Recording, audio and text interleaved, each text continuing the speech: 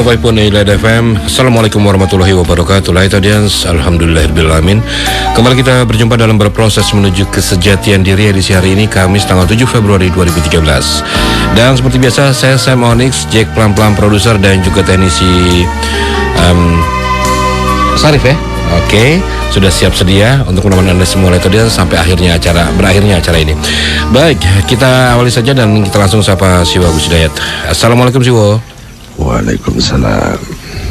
Iya, Siwo dapat salam dari Jack Plam-Plam Siwo.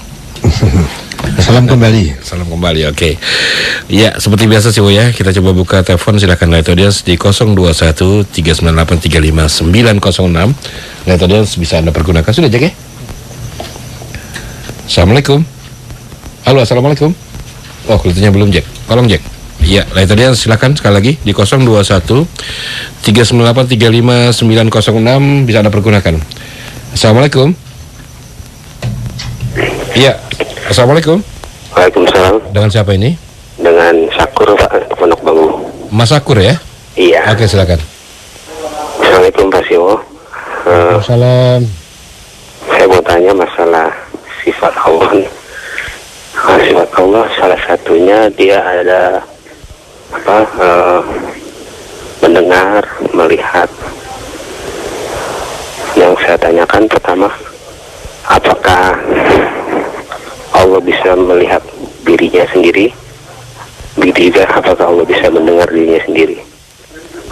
Terus apakah yang kedua boleh yang kedua ya? Yang kedua itu untuk masalah teologi, apakah Syiah itu mengikuti teologi Mu'tazilah? Bisa diulang yang kedua, Mas Sakur? Yang kedua itu apakah dalam hal teologi mazhab Syiah itu mengikuti pemahaman Mu'tazilah atau punya pemahaman sendiri? Bisa ditangkap Siwo ya? Yang ketiga bisa boleh. Yang dua ketiga aja, ya cukup dua dulu deh Mas Sakur ya. Terima kasih. Terima kasih. Ya baik, silakan Siwo dari Sakur di Pondok Bambu membuka perjumpaan kita, silakan. Sekarang dibuka Siwo, monggo. Kepada teman-teman semua, para Light audience serta seluruh staf dan keluarga besar Light FM, Assalamualaikum warahmatullahi wabarakatuh. Bismillahirrahmanirrahim. Walhamdulillahi rabbil alamin.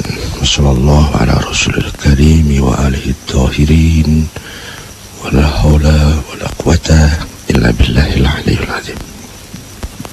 Amma ba'du.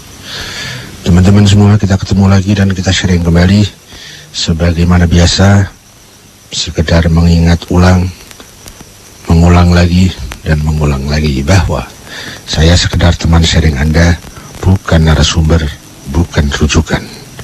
Apa yang akan saya sharingkan benar, baru benar menurut saya. Belum terjamin pasti benarnya. Saya masih dalam rangka terus berproses, dan kebenaran yang ada pada saya saat ini juga masih dalam rangka berproses, masih dalam wilayah relatif yang bisa jadi benar menurut ukuran hakiki, bisa jadi salah menurut ukuran hakiki, meskipun menurut saya benar. Ya, dan saya belum kapasitasnya untuk mengatakan, oh ini kebenaran menurut hadis, menurut ayat, menurut Islam misalnya gitu ya. Belum kapasitas saya. Kapasitas saya masih kebenaran yang dibatasi oleh subjektivitas saya.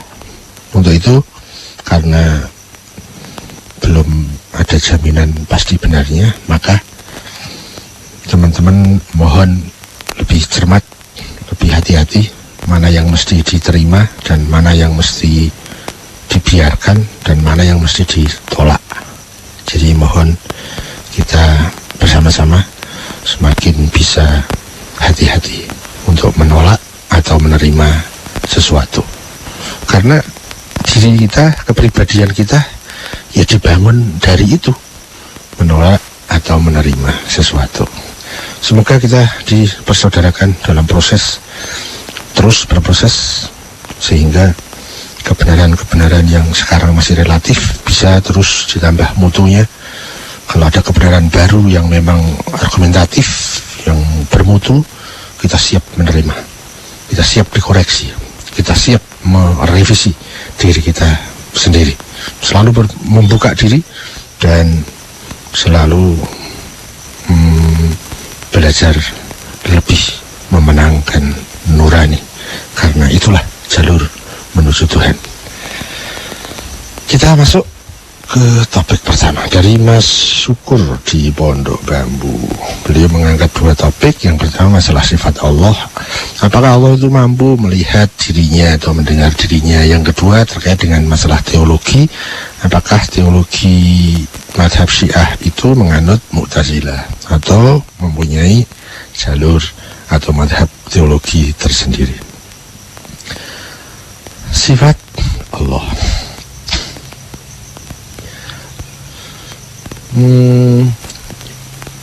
Yang kayaknya saya menekankan diri saya sendiri. Begitu kita memahami, begitu kita membahas, begitu kita sharing, diskusi tentang Allah, maka semua dimensi ruang dan waktu harus sudah lepas. Karena setiap kita memahami Tuhan, tapi kita masih terjebak, cara berpikir kita masih mengkaitkan dimensi ruang dan waktu, maka ya kita berarti membatasi Tuhan. Ya. Jadi Tuhan terbatas oleh ruang, Tuhan terbatas oleh waktu. Maka untuk itu saya menekankan dalam cara berpikir saya begitu terkait dalam bagaimana kita memahami tentang Tuhan. Tuhan maha tinggi, tapi itu terlepas dari dimensi atas atau bawah. Tuhan maha besar, tapi itu terlepas dari ukuran-ukuran dimensi sentimeter, gram, skon, ya. Agar kita tidak terjebak oleh cara berpikir kita sendiri. Termasuk Mas Syukur ini mengangkat tentang masalah mendengar dan atau melihat. Banyak sekali perintah-perintah kalau kita mengkaji tafsir itu. Wa'alamu anna Allah sami'ul basir. Inna Allah sami'ul basirun. Ya. Fa'alam, maka ilmuilah. Dalam terjemahan di Depak itu sering menggunakan maka ketahuilah. Tapi pada saat saya belajar tafsir, ternyata menurut saya ya, yang lebih tepat itu maka ilmuilah. Kalau maka ketahuilah itu hanya berita.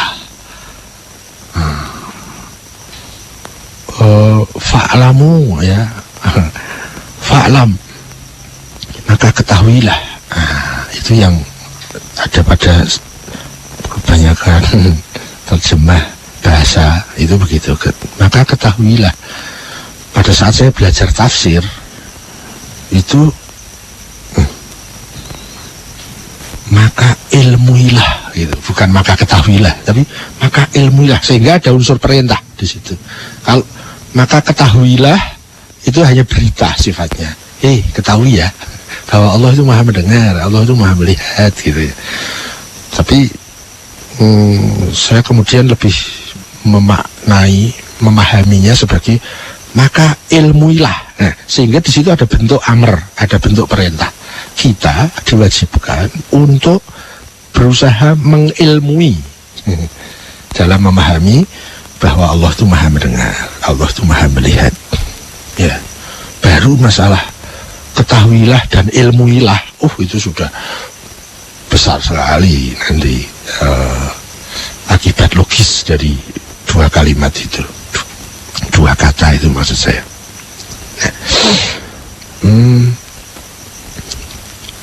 Mendengar.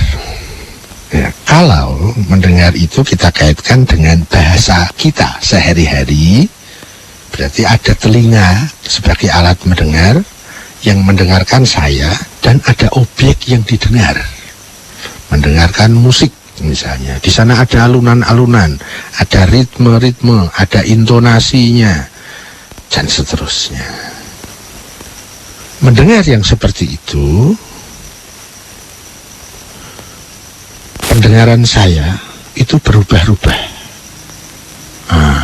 Pas triplenya error, wah, ya, yang kurang enak.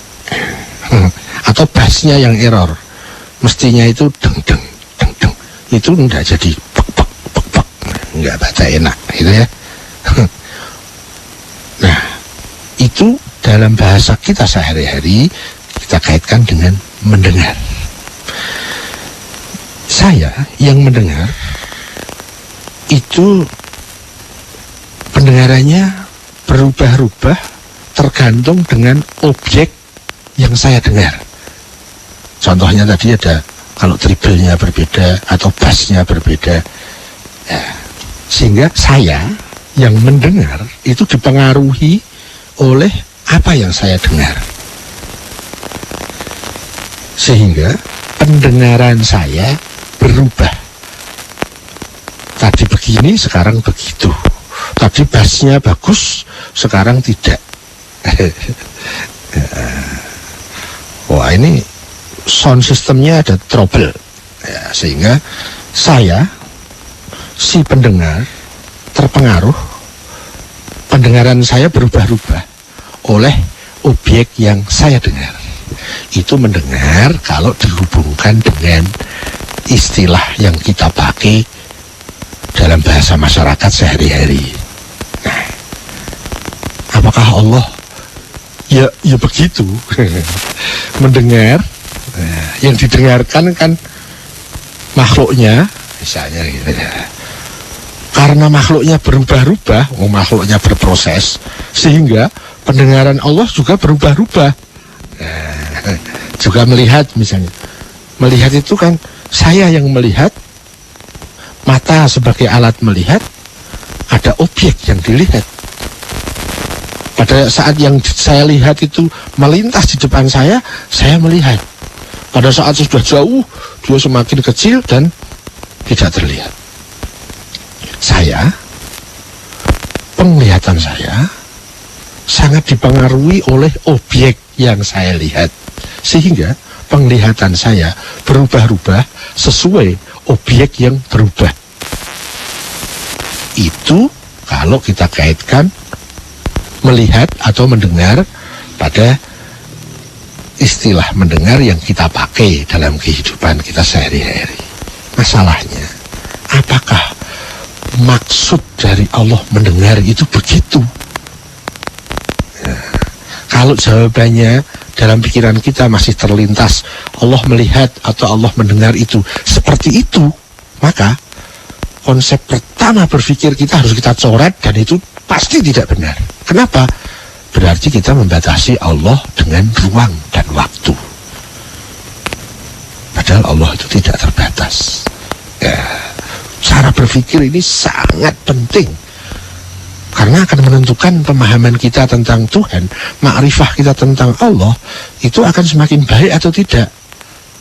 Kalau cara berpikir yang masih menggunakan seperti tadi, bahwa kita memahami, terlintas pemahaman, Allah mendengar, itu kemudian kita bandingkan seperti kita mendengar, itu sudah dari awalnya sudah salah.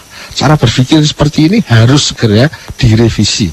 Begitu kita memahami, memikirkan tentang Tuhan, ingin memahami Tuhan, maka setiap ada unsur, dimensi, ruang dan waktu di situ harus kita lepaskan. Ya, kalau kita belum bisa, ya tidak apa-apa. Tapi kita harus mempunyai basic pemahaman bahwa Allah lebih dari segala yang saya pahami itu. Karena saya masih memahami kok selalu saja terkait dengan ruang dan waktu. Ya, Allah Maha Tinggi, selalu saja kesannya kok di atas. Ya kalau kita baru begitu misalnya, ya sudah mampunya begitu, tapi tetap harus ada backgroundnya, endingnya bahwa Allah lebih dari itu. Bukan, Allah tidak bisa dibatasi seperti itu. Kalau itu nanti kan jadinya Allah yang terbatas. Allah yang menurut pemahaman saya, ya itu kan baru Allah yang menurut pemahaman saya, gitulah. Maka ada kalimat yang bisa untuk mengunci masalah ini, yaitu kalimat Allahu Akbar. Allah lebih besar dari apa yang sekarang ini saya pahami. Saya memahami sudah paling hebat lah Allah itu, paling top lah Tuhan itu. Tapi kita tutup dengan Allahu Akbar. Allah lebih besar dari itu. Ya. Nah, kita kembali ke sifat. Allah Maha mendengar, Allah Maha melihat. Yang simpel begini. Kalau objek yang dilihat itu makhluknya, berarti pendengaran dan penglihatan Allah berubah-ubah. Karena makhluk berubah. Padahal Allah itu sempurna. Dalam sempurna itu adanya baqo, tidak ada kefanaan, tidak ada perubahan. Sesuatu yang sempurna tak lagi ada proses di dalamnya, ya tidak ada sebelum dan sesudahnya berbeda atau berubah. Kalau sebelum dan sesudahnya ada yang berubah, ada yang berbeda, tadinya marah kemudian tersenyum misalnya, itu hanya ada pada sesuatu eksistensi yang masih dalam proses. Itulah proses. Ya, pada saat tertentu cemberut, pada saat tertentu tersenyum, pada saat lain tertawa. Ya, kita kan sering mendapatkan kata Tuhan marah, Tuhan seneng, Tuhan kecewa, Tuhan benci. Hati-hati, kalau itu kita tidak pakai cara berpikir yang benar, semua pemahaman kita tentang Tuhan, ya kita terjebak dengan pemahaman kita sendiri. Akhirnya bukan kita menyesuaikan dengan maha ketak terbatasan Tuhan, tapi akhirnya pikiran kita lah yang membikin Tuhan. Nah, jadi menjadi Tuhan yang bikinan pikiran kita. Ya, itu pasti. Kalau istilah saya itu pasti Tuhan yang picik kalau Tuhan yang begitu. Kenapa? Ya orang dia hasil bikinan pikiran kita. Dan kalau kita membikin tentang Tuhan, maka pasti pikiran kita masih picik. Itulah. Bisa jadi Tuhan yang Anda sembah itu Tuhan yang picik, sepicik pikiran Anda.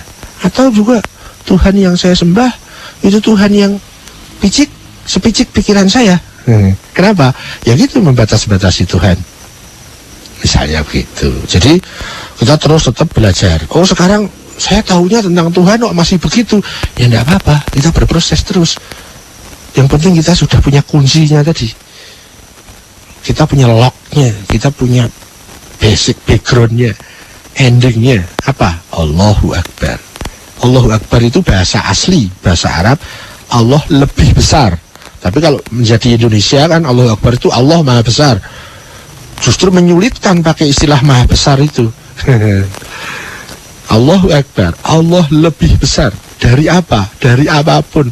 Khususnya dari apapun yang difahami oleh saya.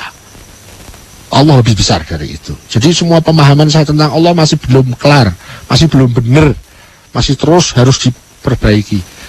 Nanti yang bisa lebih cenderung benar itu kalau tak lagi mengandalkan rasio, tapi mengandalkan mata spiritual, yaitu mata nurani. Ya, nah itu kira-kira itu basic cara berpikir ini yang menjadi jarang dibahas, dan akhirnya kita terjebak-jebak dalam memahami Tuhan karena cara berpikir kita belum ditertibkan.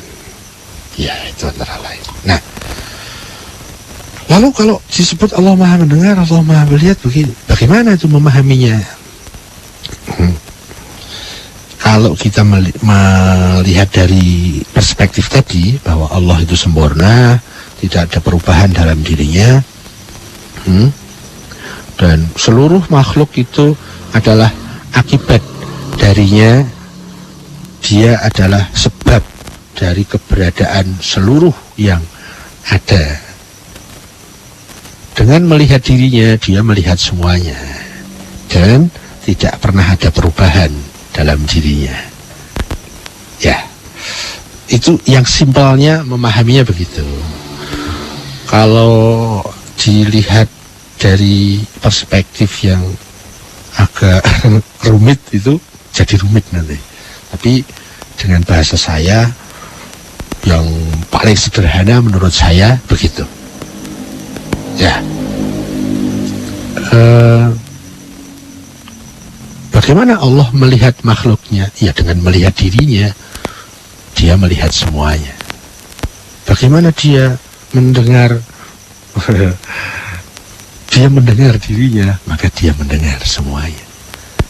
Dan pendengarannya tidak berubah dulu dan sekarang ataupun nanti.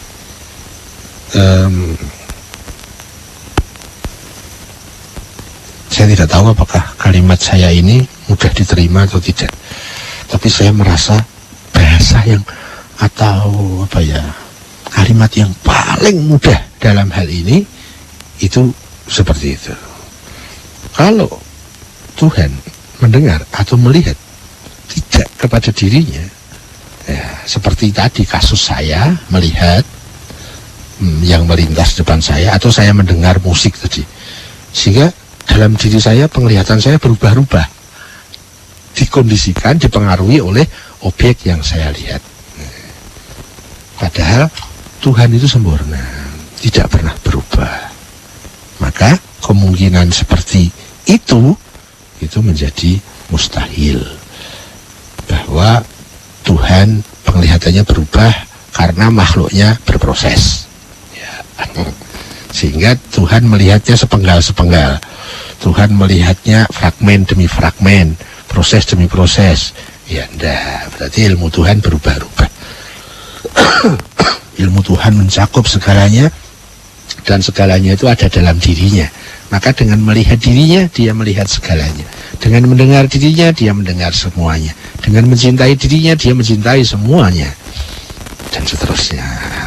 Mudah-mudahan bahasa ini karena kayaknya baru sekali ini keluar istilah ini. Ya, itu tentang sifat Allah. Apakah Allah melihat itu? Apakah Allah bisa melihat dirinya sendiri? Justru Allah melihat dirinya sendiri. Allah mendengar dirinya sendiri, dan dalam dirinya ada segala-galanya. Kesempurnaan ada di sana. Ya. Ya, begitu Mas Syakur. Yang kedua, tentang madhab Syiah itu apakah menganut teologi Mu'tazilah? Yang paling tepat adalah pertanyaan ini diajukan kepada tokoh-tokoh atau paling tidak ulama-ulama Syiah yang lebih relevan untuk menjawab ini. Kalau ditanyakannya ke saya kan nggak punya kapasitas untuk mewakili Syiah. Jadi Syiah itu menggunakan teologi? Ya, berarti kan saya mewakili Syiah. Masalahnya, apakah ilmu saya tentang Syiah benar? Saya mempelajari Syiah itu sudah sebagaimana yang memang difahami oleh ulama-ulama Syiah. Jadi kalau tadi kalimatnya mestinya menurut yang saya pahami, gitu kan? Saya akhirnya nggak mewakili Syiah, toh. Nah, yang saya pahami tentang Syiah, saya tidak mewakili Syiah. Bisa saja pemahaman saya tentang Syiah belum benar, belum pas sesuai yang adanya di sana. Itulah. Jadi gitu Mas. Kalau ditanyakan apakah madhab Syiah itu teologinya bla bla bla bla, itu bertanyanya mestinya harus kepada ulama Syiah, sehingga tidak terjadi hal-hal yang di luar kapasitas, Kita mau belajar Syiah, ya harus kepada orang Syiah. Kalau kita belajar Syiah kepada orang Sunni, ya aduh, ya itu salah tempat namanya. Kita mau belajar Indonesia ke orang Inggris, ya salah tempat. Kita mau belajar NU ke Muhammadiyah. Kita mau belajar Sunni ke orang Syiah, ya salah tempat. Kalau kita mau belajar gambar, ya ke guru gambar. Jangan belajar gambar ke guru matematik, nggak pas. Kalau mau belajar matematik ke guru gambar juga nggak relevan. Nah, gitu kan? Kita mau bertanya tentang Syiah, ya harus orang Syiah yang ditanya. Kita mau belajar tentang Ahmadiyah, ya harus kepada orang Ahmadiyah belajarnya. Itu kira-kira, agar kita tidak terjebak-jebak oleh ruwetnya dunia informasi yang setiap orang, bukan setiap ya, budaya kita ini budaya yang luar biasa tentang budaya komentar. Ya, bukan orang Syiah komentar tentang Syiah, bukan orang Sunni komentar tentang Sunni. Bukan bidangnya dikomentari, bukan politikus komentar tentang politik, bukan ekonom komentar tentang ekonomi, bukan pembuat tempe komentar tentang tempe. Wah, rusak informasi, dunia komunikasi ruwet yang sekarang ini. Apalagi yang memacu itu malah wartawan. Mbok tukang tempe ditanyai, gimana menurut panjenengan?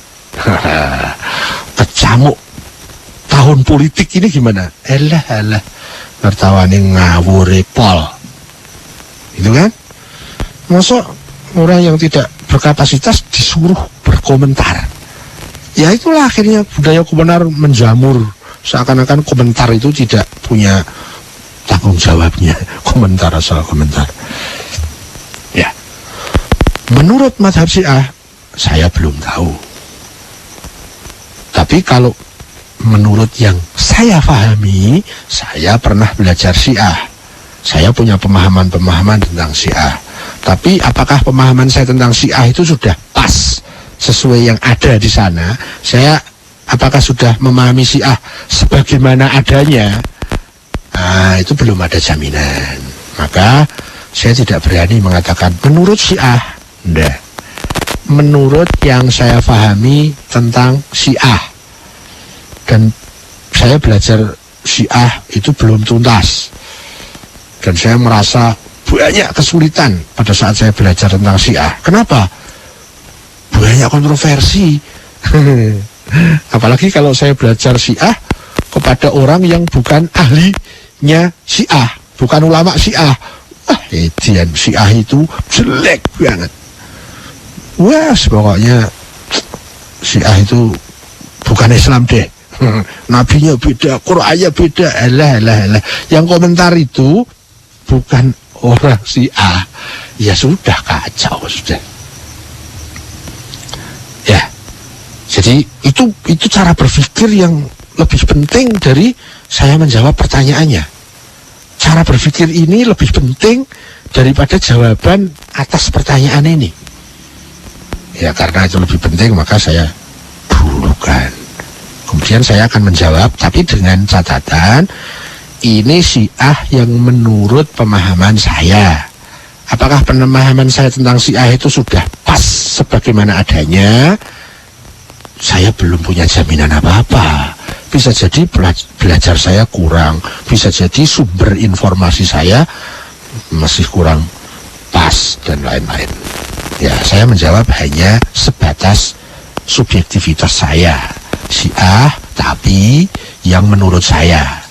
Kalau Syiah yang menurut Syiah, ya harus kepada ulama-ulama Syiah. Nah, sekarang yang saya pahami begini. Tentang masalah teologi, ya, kalau dalam bahasa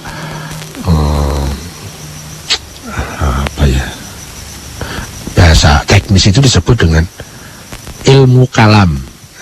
Ilmu kalam, bahasa agak populernya disebut teologi. Itu setahu saya itu dibagi menjadi 3 besar kelompoknya. Yaitu kelompok yang pertama itu disebut kelompok amr baina amroin, satu perkara di antara dua perkara, yaitu yang satu perkara kebebasan dan kedua perkara keterpaksaan. Nah, ada satu madhab teologi yang menganut ada di antara dua perkara itu. Ada lagi nanti kelompok teologi yang dia lebih cenderung kepada kemerdekaannya, kebebasannya. Nah, keterpaksaannya kurang terakomodasi. Itu disebut nanti dalam istilah komunitas teologi yang saya pahami itu adalah komunitas Mu'tazilah. Jadi lebih dominan kepada kebebasannya, kurang mengakomodir tentang prinsip keterpaksaan. Nah, ada satu lagi, yaitu yang lebih dominan kepada keterpaksaan, kurang mengakomodir tentang kebebasannya. Nanti sering disebut dalam komunitas teologi itu disebut teologi Asy'ariyah. Jadi ada amr baina amroin, ada Mu'tazilah, dan ada Asy'ariyah. Aduh, yang terakhir ini Jabariyah, ya. Mu'tazilah dan Jabariyah. Saya tadi memang agak terkait ya antara Jabariyah dengan Asy'ariyah. Saya pakai saja yang Jabariyah. Jadi ada teologi amr baina amroin, ada Mu'tazilah, dan ada Jabariyah. Nah, memang sering juga Jabariyah ini disebut dengan Asy'ariyah. Setahu saya, sepanjang saya belajar tentang Syiah itu lebih connect, lebih condong, lebih match itu dengan komunitas yang pertama, yaitu amr baina amroin, mendudukkan perkara di antara dua perkara, amr baina amroin. Jadi sependek yang saya pahami, teologi Syiah itu tidak mengikut Mu'tazilah, juga tidak mengikut Jabariyah, tetapi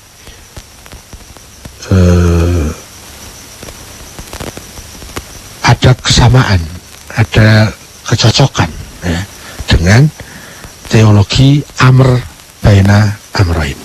Nah, kalau menurut saya nih, buku-buku, kitab-kitab, pelajaran-pelajaran, ceramah-ceramah di Indonesia itu yang sering keluar hanya dua, yaitu Mu'tazilah dan Jabariyah.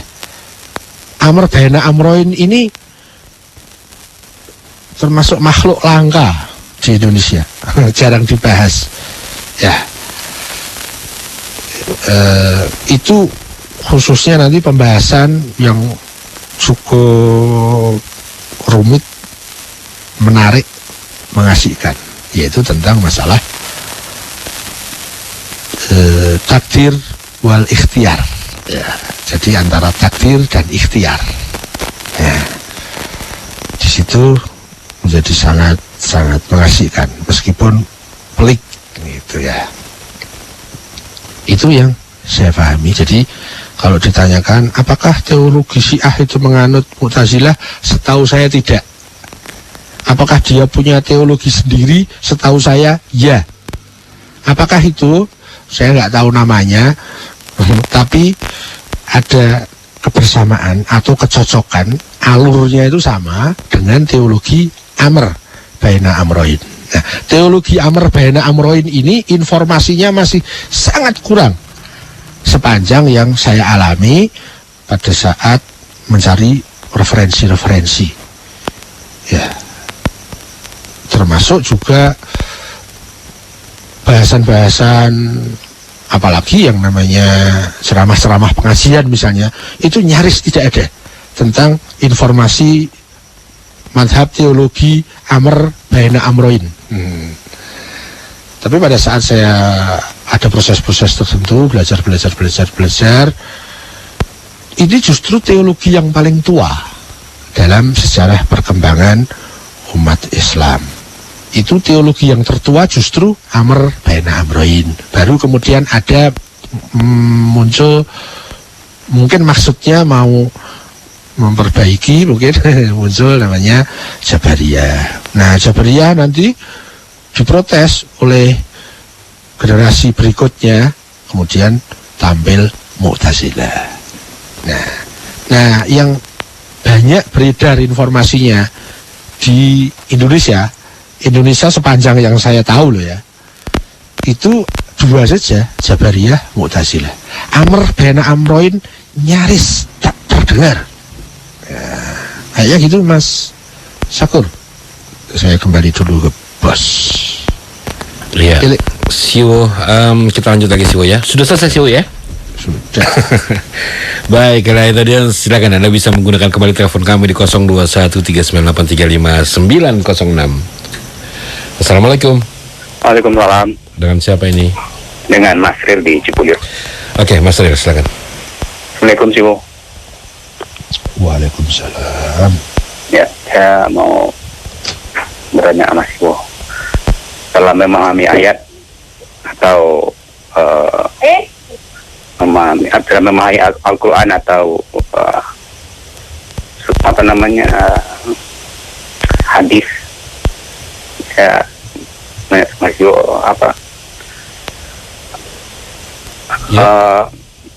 tafsir apa yang sebagai yang Siwo pakai untuk memahami Al-Quran, terus hadis-hadis apa yang Siwo pakai untuk memahami hadis atau sunnah?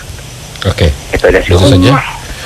Sebentar Mas Ril, Siwo mau ditambahkan, mau ditanyakan mungkin Siwo ada yang ditanyakan? Cukup ya. Mas Ril, terima kasih. Assalamualaikum. Baik, silakan Siwo.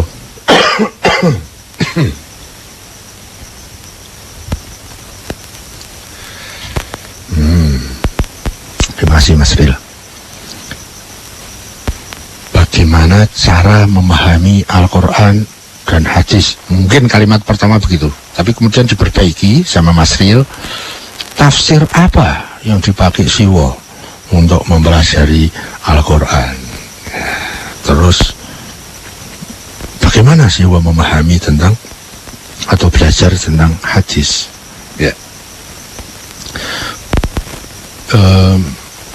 Cara berpikirnya dulu ya. Kalau saya belajar gambar tapi kepada guru matematik, ya kita mesti terjebak loh. Yang aneh itu orang yang tidak ahli gambar mau dijadikan jadi guru gambar. Seakan-akan tidak punya resiko gitu loh. Seakan-akan nggak punya resiko. Orang yang bukan dokter bergaya dokter gitu loh. Seakan-akan itu nggak ada resikonya. Dan lain-lain. Kalau saya belajar itu idealnya kan punya guru, ya namanya belajar, sehingga hubungannya adalah guru murid. Idealnya begitu. Saya mau belajar, bisa belajar itu kemana saja. Malah ada istilah guru yang terbaik adalah pengalaman. Ya itu bukan guru kalau pengalaman itu. Guru itu harus person. Guru kok pengalaman, ya. Kalau pelajaran yang sangat baik itu pelajaran dari pengalaman hidup, ya. Tapi bukan guru. Masa pengalaman kok guru? Guru itu figur. Guru itu person, bukan pengalaman. Tapi ya begitulah namanya bahasa masyarakat ya. Sesuai kemauan masyarakat lah. Akhirnya konsep guru murid itu jadi kabur. Ya kalau belajar dari pengalaman, bukan. Kalau pengalaman itu guru, nanti jatuhnya kan otodidak. Ya nggak laku Rasul diturunkan. Kenapa? Guru terbaik itu pengalaman. Bukan wakil Tuhan, bukan. Apa yang terbaik? Pengalaman. Pengalaman adalah guru terbaik. Alah. Ya, namanya bahasa masyarakat. Ya gitu, tumpang tindih, centang perenang, salah kaprah salah. Begitulah. Guru, pengalaman kok guru. Pengalaman adalah data-data, objek-objek yang bisa kita ambil pelajarannya. Yes. Tapi jangan kemudian dilabel dengan guru, ya nanti konsep guru murid jadi kacau. Ya, tidak usah punya guru, nggak apa-apa. Mari kita berguru kepada pengalaman. Yalah. Begitulah kalau kita tidak cermat dalam melakukan informasi, komunikasi, komentar, ya asal comot, asal terima, asal tolak, ya terjebak-jebak lah. Nah, pertanyaan Mas Riel itu terkait dengan sistem tadi, guru murid. Saya mau belajar, bagaimana cara belajar yang terbaik? Idealnya punya guru. Lah kalau nggak punya guru, ya semampunya. Tapi bukan berarti ikhtiar mencari guru menjadi gugur. Tidak. Karena ikhtiar mencari guru itu sebuah perintah. Dan itu sesuai dengan keberadaan kemakhlukan, ke alam semestaan, sesuai dengan keberadaan kita. Kita ini sangat butuh guru dari seluruh segi, seluruh sektor. Itu butuh adanya guru. Sampai nanti ada orang-orang yang memang ditugaskan oleh Tuhan jadi guru kehidupan. Ya, tapi kalau konsep guru murid ini menjadi kabur, ya kebutuhan kita kepada wakil Tuhan semakin berkurang. Ya nggak harus dengan dia kan nggak apa-apa. Berguru sama pengalaman kan justru terbaik, ya seperti itu. Sehingga konsep sosial ini tentang guru murid, ya ini sekarang sudah fungsinya menipis, kecuali di bidang akademis formal. Kalau belajar matematik ya harus punya guru. Nah, orang tuanya nyarikan, yo les di mana gitu. Les di mana ya?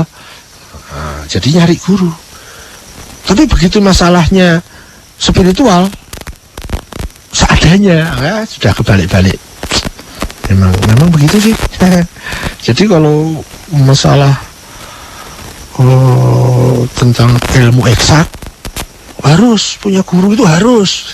Kalau ilmu tentang spiritual nggak harus. Ya, repot memang. Tapi begitulah realitas yang terjadi. Nah, saya ingin mencoba menarik dulu ke masalah sistem guru murid ini. Kalau saya mau belajar tafsir, ya saya harus nyari guru. Bukan hanya asal orang komentar tentang ayat saya jadikan sebagai sumber penafsiran, atau setiap orang yang menulis kitabnya disebut kitab tafsir maka pasti dia memenuhi syarat. Ya belum tentu. Ya siapa saja bisa loh kalau begitu. Kalau saya mau ya bisa itu kok. Bismillahi ditafsiri. Ya kalau mau. Ya begitulah.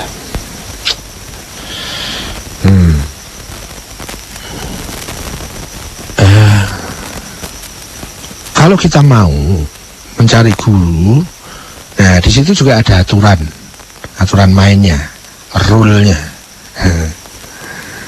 Guru itu harus memenuhi syarat ini. Guru SD sekarang itu minimal harus S1 misalnya. Ada syaratnya, guru itu tidak bisa pada setiap orang kita berguru.